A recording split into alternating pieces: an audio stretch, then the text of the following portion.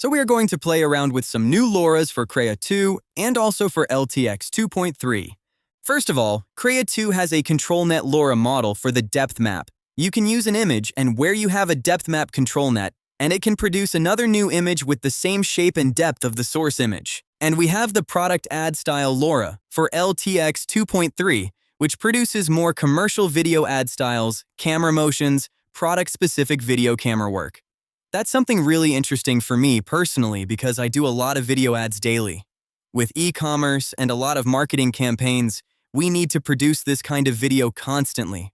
So this isn't just for entertainment fun AI video where you're generating an AI girl walking or dancing. This is about productivity, combining the AI video model with image generation models like Krea 2. So I put these two into a workflow. Let's say I have an image, something like this for the noodles. Through this workflow, I can create the depth map of the image, edit the text prompts, and generate something like this. Now this isn't a realistic image of noodles. The spicy ingredients don't look like they're the right size, but you get the idea of what we're creating. It's not just about using the depth map literally. If you adjust the depth ControlNet strength, you have more freedom to create fantasy-style images. So the Krea 2 ControlNet LoRA loader specifically comes from the Krea 2 Depth ControlNet. If you download this ControlNet LoRA, there's a custom node that the author created, a GitHub repo dedicated to using that ControlNet LoRA model. It has the custom nodes that support using that LoRA with Krea 2 image generation. So something that's customized with the Krea 2 LoRA loader and the ControlNet image encoding.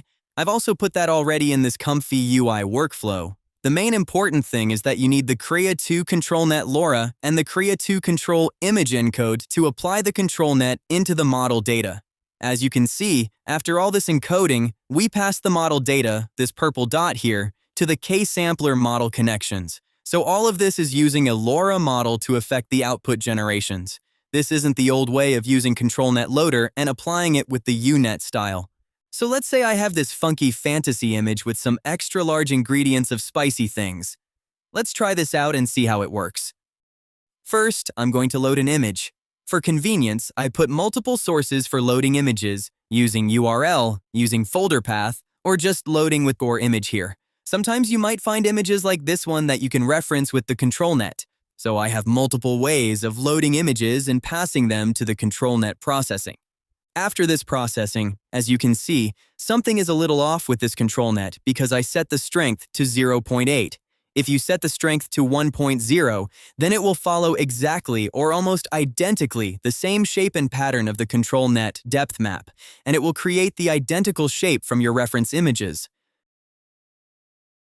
But of course, all the content within here won't be the same. The content in the bowl and what's cooking will be different. So if I use something like this to get inspired and create a video ad, I can do that as well. So we have this image and copy it to the video ad here. As you can see, previously I tried it with another style, just trying to create a video ad of noodles or some motions like this where you can use it as inspiration for how to create video. So if I have this image, I just paste it in here, and we need to write some prompts to make this work. For the Product Style LoRA model, I downloaded it from this Hugging Face repo. You can check that out in the files versions here, where you just download the LoRA model. Then you go to the page and see that it has a trigger word with the recommended strength. So that's why I based these settings and applied them in the LoRA loader here, with this called the Product Commercial LoRA. Now this isn't only for an item or a static product. You can use it for a person. Maybe you have videos you want to create in advertising styles of a place or travel, something with human characters included. That works as well, I tried it.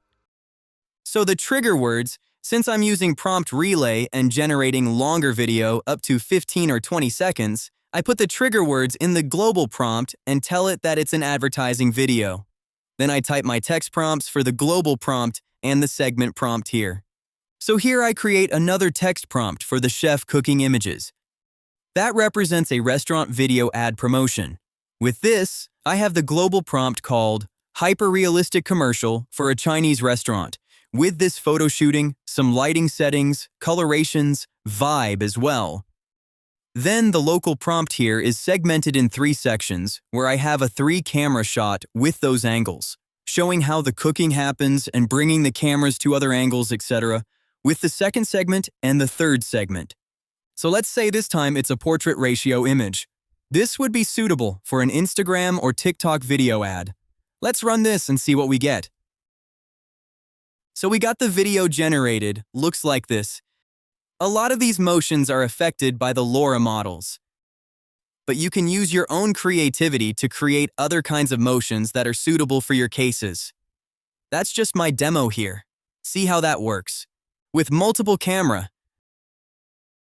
Because the Hugging Face demo is just one single shot, just bringing you the stunning or slow motions of the graphics.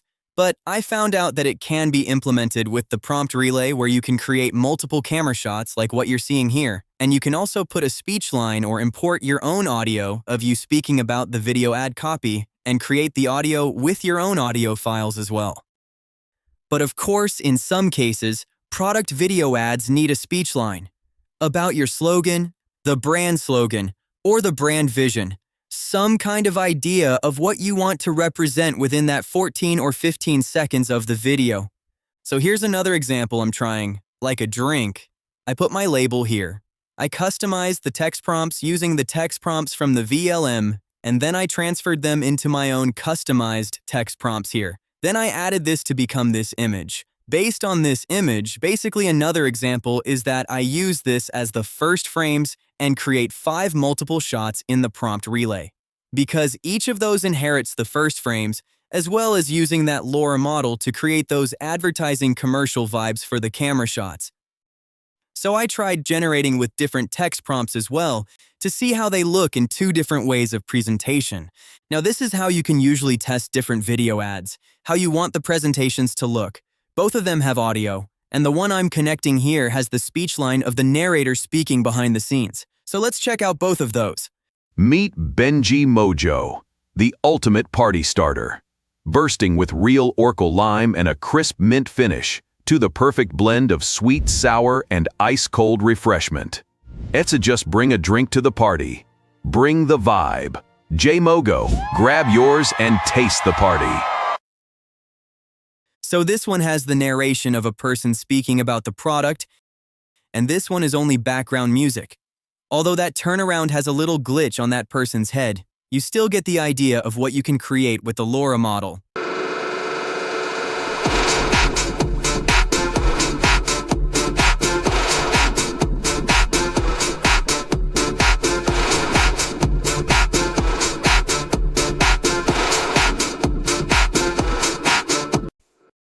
Different variants of styles.